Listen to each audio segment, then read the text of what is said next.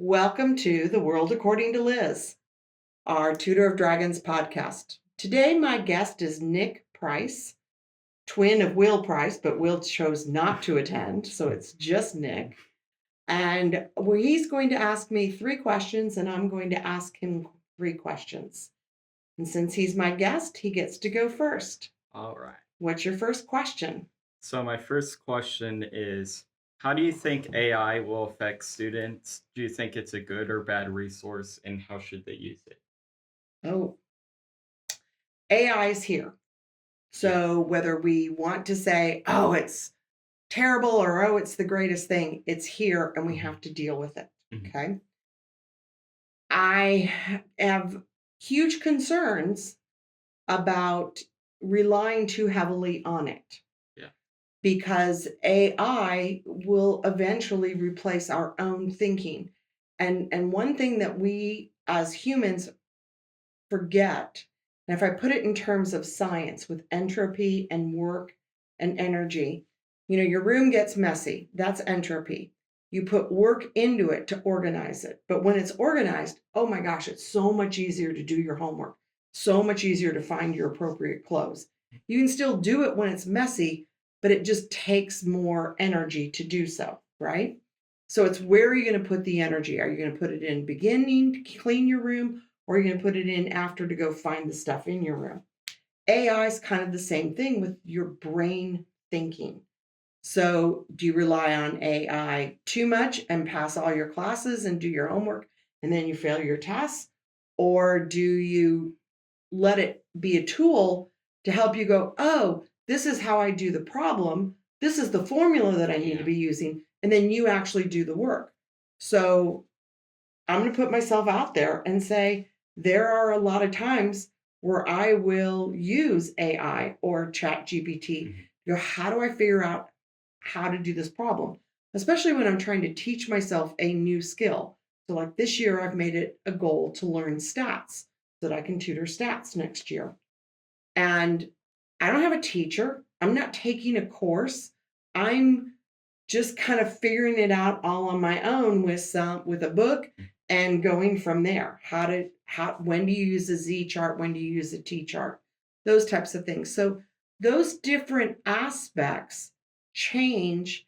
So I'm using it as a tool, but I'm not using it in place of. For you guys, as in students, it's so alluring because it's so easy that it becomes like the new drug where it can replace something, the actual, as opposed to the actual, I've mastered this.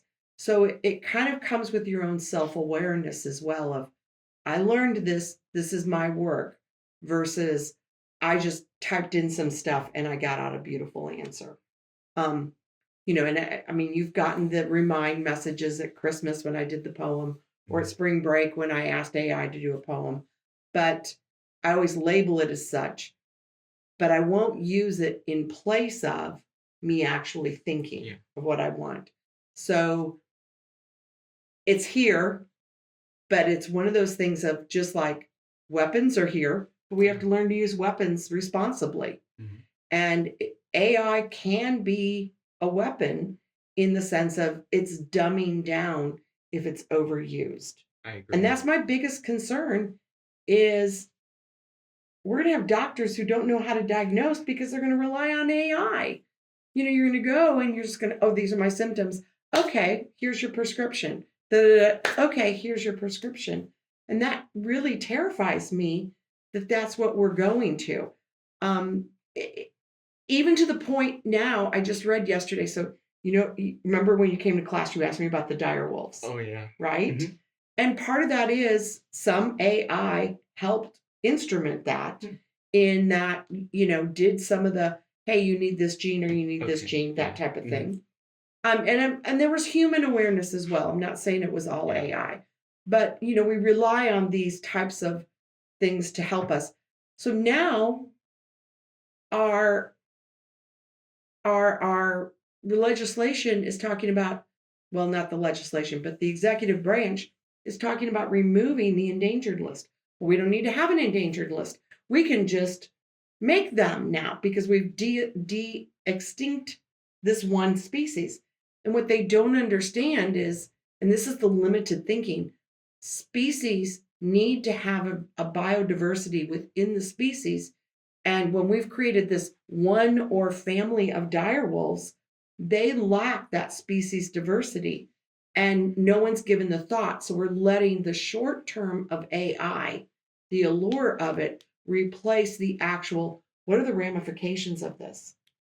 And I, firmly believe Terminator's coming. We're going to be there soon. So, did I answer all your questions? Yeah. Okay. All right. So, my question is I've tutored you. This is the first year I've actually tutored you in person. Yeah. Up until then, and it kind of goes into that Yeah. whole Zoom and AI Yeah. because before COVID, all my classes were in person. There was no Zoom. There was no video. Mm-hmm. And COVID really changed this. How do you feel that Zoom and that aspect of COVID and learning things online changed your high school experience from that of your parents or even 6 years ago? I'd have to say so. With Zoom, it's a lot easier to not pay attention. So I feel like people would just take advantage and like during tests they could open up their have their screen online, yeah, and then like secretly have their phone and like, oh, photo math. Sure. And so Sure. I feel like whereas Zoom, I feel like it kind of hurts others because I think it like how do I say this? It like makes you think, how can I get out of this? Whereas when you're actually in person, which when COVID happened, I always was in person when you had the option. And so I thought that all the people who are online, they were just like being there just to get attendance, and then they would be like, okay, I'll do this later, and I'll just photo math and just Mm-hmm. get it done. Mm-hmm. They weren't really paying attention and learning, and I feel like that would actually hurt them rather than help. Right. Right. What would be your most not aside from Zoom Mhm. or aside from learning, what would be your most impactful moment? Because you did have to go through the COVID pandemic and Zoom and Mhm.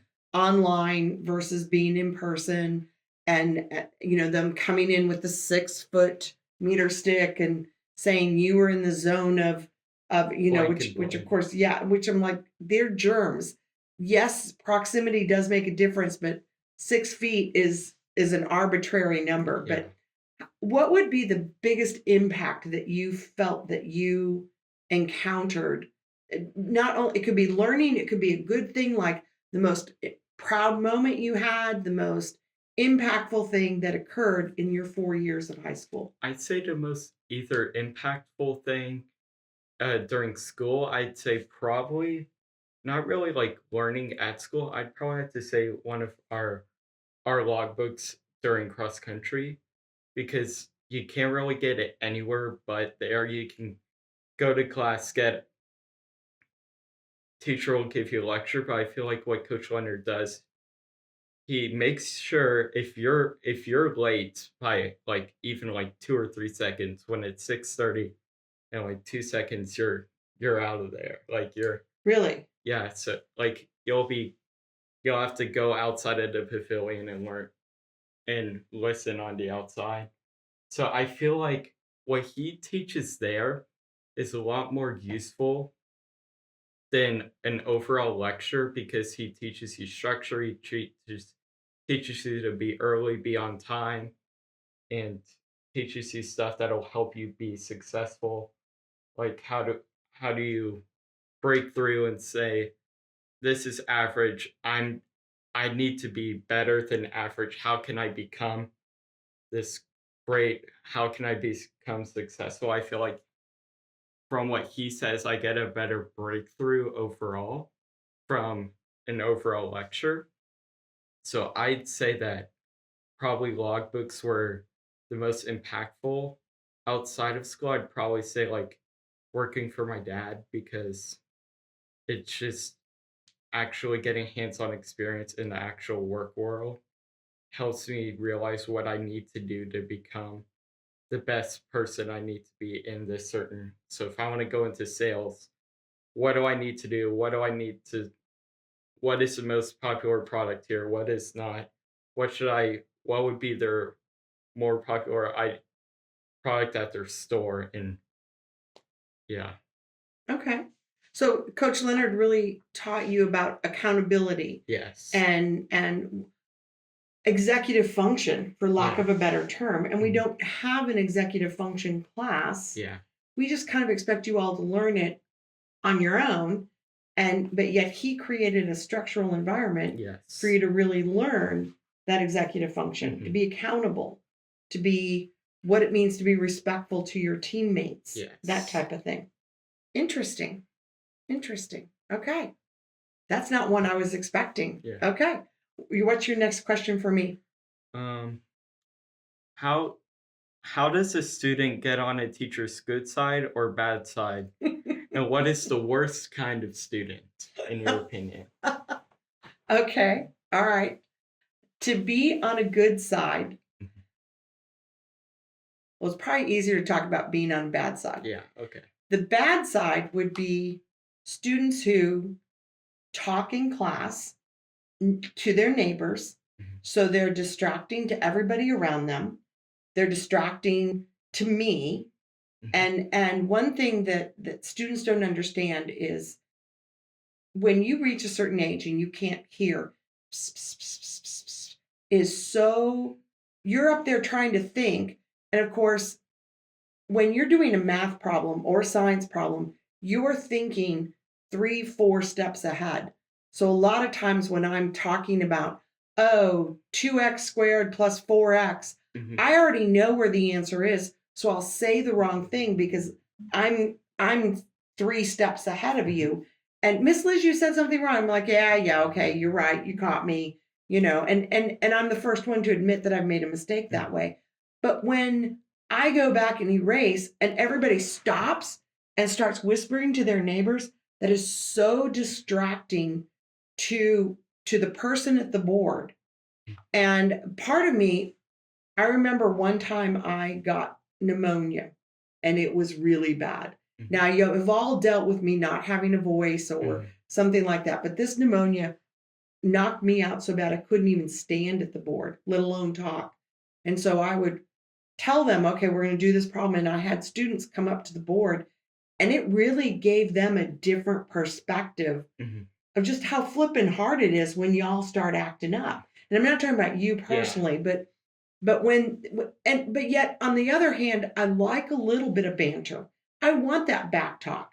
If somebody says something to me, and like in biology, they were talking about fitness, and somebody was talking about being brawn and muscular and I was like, it has nothing to do with that. It has to do with ooh baby. And all the boys, of course, blushed because I was talking about sex and not mhm, brawn. When we talk about fitness in biology, we're talking about the ability to reproduce. mhm, And so I want that banter because we learn better when it's fun. We learn mhm. better when it's more conversation as opposed to here's a funnel of information, open up your mouth and let me put it in. Yeah, But the students that irritate me the most are the ones that don't pay attention, are talking to their friends, then trying to write down and go, wait, wait, wait, can you go back over that? And it's like, I've already explained it 2 or 3 times. Where have you been? Oh yeah, you were talking to so and so. yeah, And I bet so and so didn't get to hear it either because you were asking them.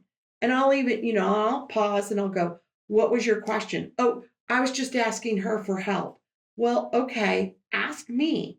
Because if if you didn't get it, mhm. somebody else didn't get it. So the things that irritate me the most are students that arrive late, Okay, yeah. which you've already talked Yeah, about with Coach Leonard, mhm, because that's disrespectful to my time. It's disrespectful to the rest of the class time. And those who talk over me, and worse yet, if I have to go do something, you're immediately taking your attention to your phones. So there was a study done in the 90s that, okay, it, our workforce has changed dramatically. You were born in early 2000s. Mhm, I'm 62 years old. So I remember the days when people would go to work at a car factory mhm, and they'd work there for 50 years. mhm. And, they'd take their lunch pail and they'd get their, 3% increase every year. And they were happy with their job. They could afford their house, they could afford their vacation. That was just the way it was. Now it's very different. And I've watched things change. And in the 80s, mostly this started in the 80s because Mhm, that's when hedge funds became legal. mhm. And so it became very much, okay, I got to get ahead. Oh, I got to get ahead. And on top of that, the union mentality or the perspective was that the union mentality was dragging American industry down. And it's kind of funny because it's coming back. The things that are being putting in place right now are to increase American productivity. But there has to be a balance. So anyway, we as Americans, we were looking to the Mhm. Japanese because they were kicking us as far as productivity and Yeah. things like that. And one of the studies that they did in the 90s was one interruption. Like I popped my head into to talk to Jorge or to Eric. Mhm, That interruption, which only takes 30 seconds of my time, mhm. costs them 10 to 15 minutes of their time. Okay. Yeah. And so when you guys as students Mhm. think, oh, well, she stopped talking, I can look on my phone, it takes your brain 5 to 10 minutes to get back on track of what I'm talking about in the classroom. So again, to circle back to Yeah. the phones aren't really AI, but this constant need of what's on my phone, what's on my phone, what's here, what's there is so distracting to your brains. Now, for those of us who are attention deficit and think on, foreign train tracks at the same time, we're fine. Not really. I mean, stuff Yeah. still falls through, but we're used to that in our brain. But for the normal person, that's terribly distracting. Mhm. And so when those interruptions happen, I'm not talking about a question, but just even your brain changing its attention focus to get back on track in my Mhm. class, that's really stressful. And then those same students are the ones who go, I want a private, or I can't come to class, I need a private. And it's like, I already work 65, 70 hours a week. I don't have time for to babysit you because you didn't step up and do your job in the class. So those are the students that upset me the Yeah. most. My best students are the ones that have conversations with me, that do in class raise their hand, ask questions, and not just go back over this, but well, why would that be? Or better yet, see how I'm trying to connect the Yeah. dots or tell the story. Mhm. Those are my favorite students. The ones that come in and just sit there like lumps, you're like, how am I supposed to motivate you if you don't even do it yourself? Yeah. But on the flip side, maybe they haven't been taught how to do it themselves. So I do feel like I need to get them excited about something. Yeah. So, and as always, it's never allowed to be said, no one can do math. I can't do math. Everybody can do math. Just not yet. Just not yet. Or maybe you won't be able to do, you know, differential equations, but you can do what you're doing right now. It just takes a lot of steps and a lot of practice. A logbook. Mhm. That's going to be the name of this episode. I can tell it already. All right, what's your last question for me? Or no, I just had my question for you. Okay. I'm asking you a question. Okay. All right, second question. You told me yesterday when you were in class with me that you want to go into business. Mhm. I didn't realize that you had worked with your dad already. Yeah. What skills have you learned and what are your that you're going to take with you to college and what goals do you have for college? Where do you want to go? Basically, is this is kind of an open-ended where is Nick going? So what I feel like I've taken in is so I've worked for a while for during market for our dad. Like I think we started when we were like 3 years old, like just handing out like like what Flyers. not flyers, chapstick. Oh, And wow. so we were just handing them out we're basically just advertisement at that point. And so then we eventually he let us so our dad runs a wholesale company and he has a whole bunch of different companies and he earns commissions by how much they sell basically. And so he let us pick like one line and we could just stay there and try to sell the line with the help of the actual person there. This is probably when we were around 8 and there was this one company that was called Blue Sky that had these little drones and like little things it would go under and it would start hovering again. Mm-hmm. Will got that line because I tried to do it and then I didn't really know how to do it and it missed my hand and it hit somebody in the face. So So you were terrorizing customers with the product. I guess. And so I got to go some animatronic stuffed animal.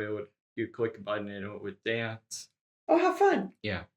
And so now we basically know all the lines. We're an order writer. We get to sell every product that our dad has. And so what I've taken from there is kind of like we kind of unintentionally got a little bit promoted like as we went on, which we worked hard and we got to go up, which I kind of think is kind of cool that we didn't even realize that. Mm-hmm. We just grew old and he's like, okay, you'll do it when you're older. And so what I've also taken from that is we've gotten to learn so much about sales, like about other companies, what their needs are, and what we need to do to help them, and how to deal with somebody who doesn't think you're responsible enough for that. They think, oh, you're too young to do that, or whatever. Like the first day we were being an order writer, we were 15. Some lady says, I think you're too young to do this. I said, I'm 15. This is a family owned business. I can work whenever I want. And I'm like, my dad's the owner. Do you want me to get him? And she's like, you know what? That's fine. Just write my order. Oh, awesome. And so I wrote her order and she's like, you were a lot more professional than I thought you would be.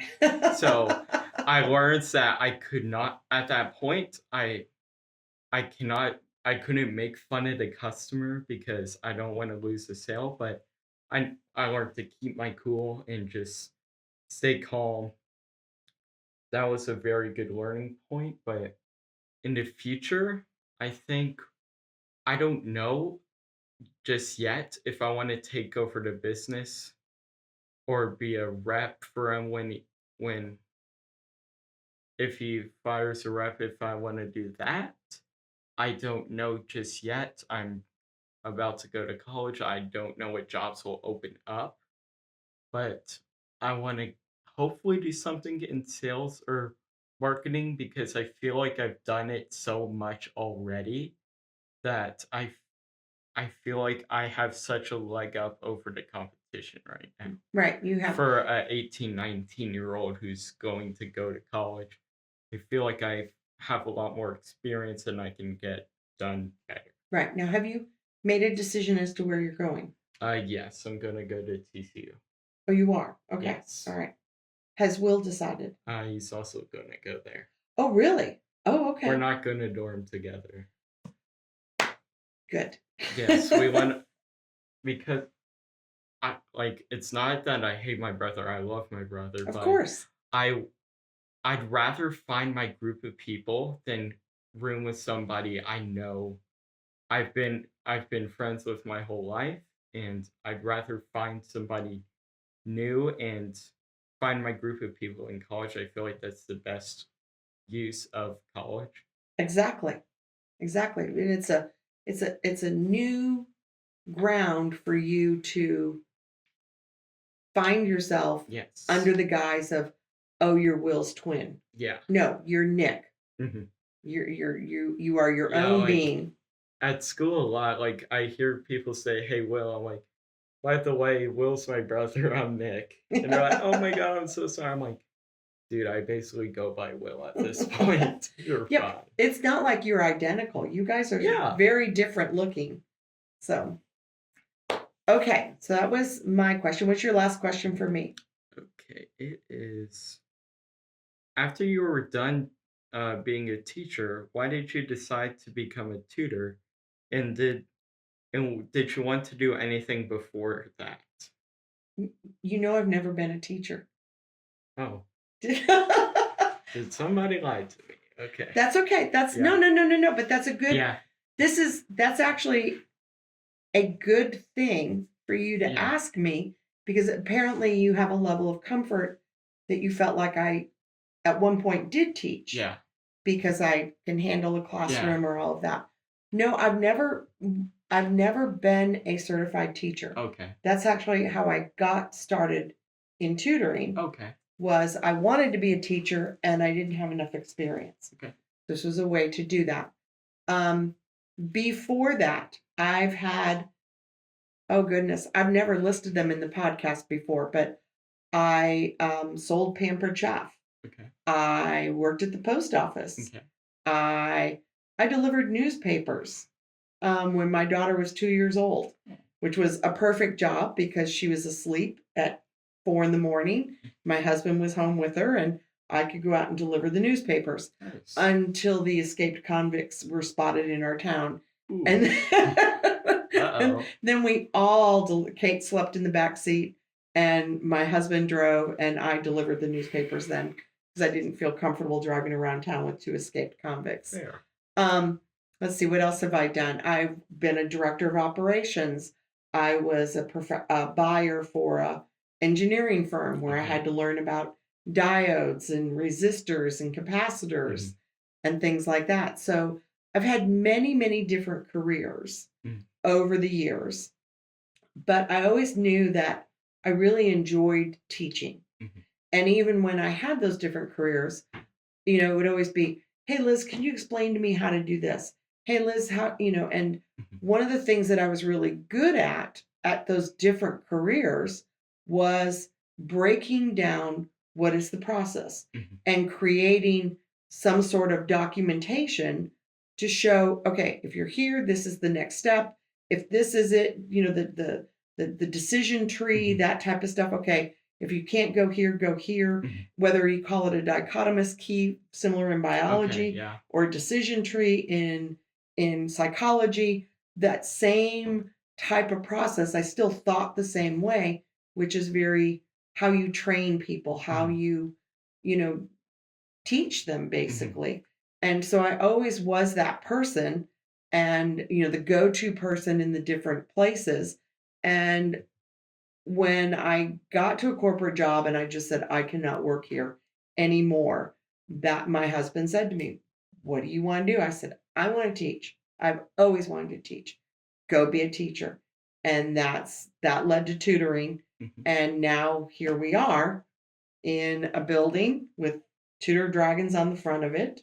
And you and Nice. I sitting here in a podcast Okay. talking about how I started teaching. So Mhm. I guess I've always been a teacher, but I've never been a certified teacher. Okay. But I will say this, tutoring has a lot of pluses to it than being a teacher.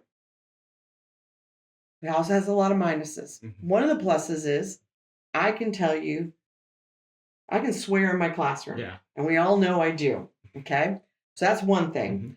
I have a lot more freedom in my classroom that Mhm. a teacher does not have Mhm. because they have to follow district rules Mhm. or certain things like that. So I have the ability to do more of what I want to do.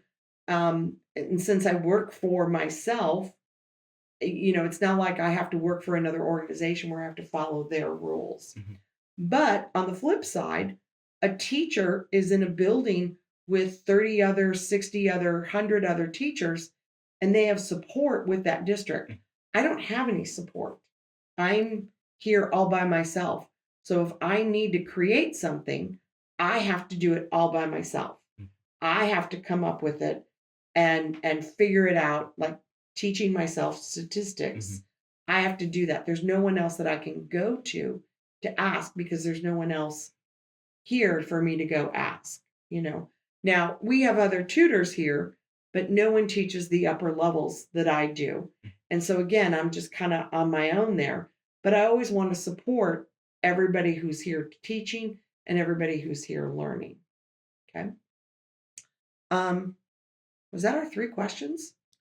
I have my last question for Yes. you. Okay. My last question for you would be, you're about to graduate. You're about to go to TCU. You're going to major in business. If you could go back to your freshman self, or even the freshmen that you know now, or the 8th graders that you know now, they're going to rise up, what would be the advice or direction that you would tell them to go? So, first of all, I would tell them, don't use AI to write your papers, because I've already heard about a whole bunch of underclassmen getting zeros because they're like, oh, I can plug it into an AI and then a humanizer. They still get figured out. It's still Right. And so don't use AI. Yeah. That's good But advice. I would tell them, listen to upperclassmen, because they've already been been in your shoes, and they know what you've been through. They probably know what teachers you've had. Say, oh, you had blank blank blank. He's more like, here's what he expects, here's what you should do. And listen to your parents, obviously, because as much as you don't admit it sometimes, when they're probably right about if you're slacking off, and they probably are right. But I would tell them also, like, if you don't think like you should like, if your friends want to go out, and if you're hanging out with the wrong crowd and you don't think you should do that, don't. You always have a choice. So if your friends say, hey, you want to go to this party, you think it's sketchy, you always can say no. You never have to go anywhere you don't want to. But so I would tell them that. And if you can't if you need help getting your grades up, it's not about studying harder and looking at more resources. It's finding out why you're getting it wrong, not, oh, I got this wrong. Okay, I'll get improved. Why did I get this wrong? Oh, I forgot to put this in parentheses, so I needed to find a GCF or something. Right. Where was the mistake? So that you don't keep making the same Yes. mistake again. Yes. Yeah. And the teacher's a good resource for that. Yes. Nothing made me happier yesterday when you were in class and you said, I got that one right. Yeah. Because I know those quizzes have been rough. Yeah. So, but that's good advice. That's very good advice. Everyone has a choice. I like that. So, well, thank you for coming and being a guest. So this will wrap up episode 4 of The World According to Liz. Thank you, Mr. Price, and good luck on your endeavors. Thank you.